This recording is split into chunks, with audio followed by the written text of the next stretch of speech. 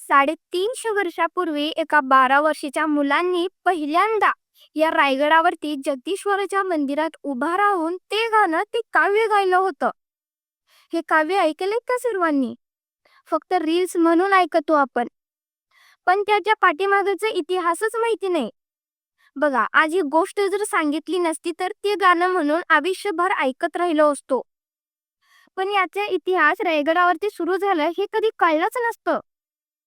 त्या परिसराच्या मध्ये नंदीच्या डाव्या बाजूला आपल्या भारताच्या उत्तरेकडे असणारं एक राज्य कुटुंब होतं, एक कवी कुटुंब होतं, जे की कविता करायचं वेगवेगळ्या राज्य दरबारात आणि पैसे कमवायचा. तिच्या भावंड होते. एक दिवस ते सर्वजण जेवायला बसले होते. लहान जे भाऊ होता 12 वर्षाचा, तिच्या ताटामध्ये मीठ कमी पडलं. मग तो चिडचिड करत होता वहिनीकडे, मीठ मला मीठ दे ना म्हणून. ती 4 भावंडाची आई वडील नसल्यामुळे मोठ्या भावाची पत्नी आई सारखीच असल्यामुळे ती रागाने बोलली की एक मिठाचा खडा कमवायची तुझी पोळ नाही आणि का मीठ दे करतोयस. एवढं बोलल्यावर त्याला नंतरनी राग आला. रागाने तो ताट सरकवलं आणि त्याची झोळी घेतली आणि तो रागाने बाहेर पडला. बाहेर पडल्यावर तो सगळ्यात पहिले कुठे पोहोचला माहिती आहे का? पुण्यामध्ये आला. पुण्यात आल्यावर त्याला प्रश्न पडलं की आपण जायचं कुठे.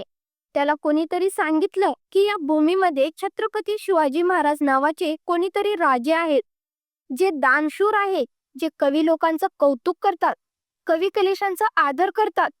मग त्याने विचार केलं, मी त्यांच्याकडे जाऊन माझी कविता ऐकवतो आणि त्यांच्याकडून काहीतरी पैसे घेतो, म्हणजेच माझी कमाई होईल.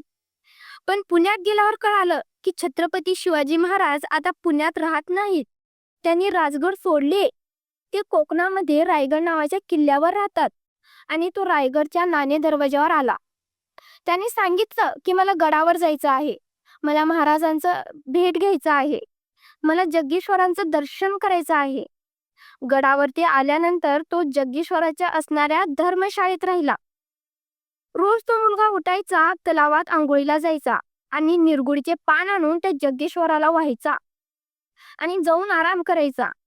असं 5 ते 6 दिवस झालं आणि 7व्या दिवशी सगळेजण पांढऱ्या रंगाच्या वस्त्रामध्ये असे 5 माणसे समोर आत येताना दिसले. त्यांनी विचार केलं, मी रोज ज्या माणसांना बघतोय त्यांच्यात आणि यांच्यात खूप फरक आहे. यांना विचारावं की शिवाजी महाराज कुठे आहेत. त्यानं विचारलं की मला छत्रपती शिवाजी महाराजांना भेटायचं आहे. मग त्यातल्या एकाने त्याला प्रश्न केला की तुला का भेटायचं आहे, तू एवढं लहान आहेस, तुझं काय काम आहे. मग त्यांनी सांगितलं, मी एक कवी आहे आणि शिवाजी महाराजांवरती एक काव्य लिहिलो. सगळ्यांना प्रश्न पडला, एवढ्याशा मुलांनी काव्य लिहिलं. मग म्हणाले, ते काव्य आम्हाला ऐकून दाखव. ते काव्य आम्हाला आवडलं तर आम्ही तुला महाराजाकडे घेऊन जाऊ. तो म्हणाला, मी नाही ऐकवणार. जरी तू नाही ऐकवला तर तुला गडावरून खाली उतरावा लागेल. मग त्याने विचार केला, महाराजांना तरी ऐकावायचं आहेच, मग यांना थोडीशी करमणूक करून टाकू. आणि आज आपण सगळेजण जे गाणं ऐकतो इंस्टावर, फेसबुकवर किंवा यूट्यूबवर, ते गाणं म्हणून ऐकतो, एक रील्स म्हणून ऐकतो. पण 350 वर्षापूर्वी एका 12 वर्षाच्या मुलांनी पहिल्यांदा या रायगडावरती जगदीश्वराच्या मंदिरात उभा राहून ते गाणं ते काव्य गायलं होतं, जे पहिल्यांदा सुरू केली होतं. इंद्रजनी जंब पर बाडवसू अंब पर, रावणस दंब पर रघुकुल राज हे. शिवाजी महाराजांच्या स्वराज्याचे वर्णन करणारे कविभूषण जे पहिले शब्द होते आणि तो 12 वर्षाचा मुलगा कविभूषण होता. तेव्हा महाराज म्हणाले, पुन्हा बोल, पुन्हा बोल.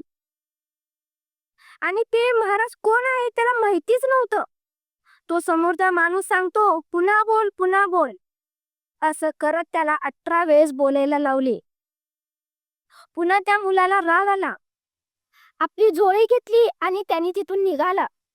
तेवढ्या त्या 5 पैकी एकाने त्याला थांबवलं आणि सांगितलं, बाळा, मगासपासून तू ज्यांच्याशी बोलतोस तोच छत्रपती शिवाजी महाराज आहे.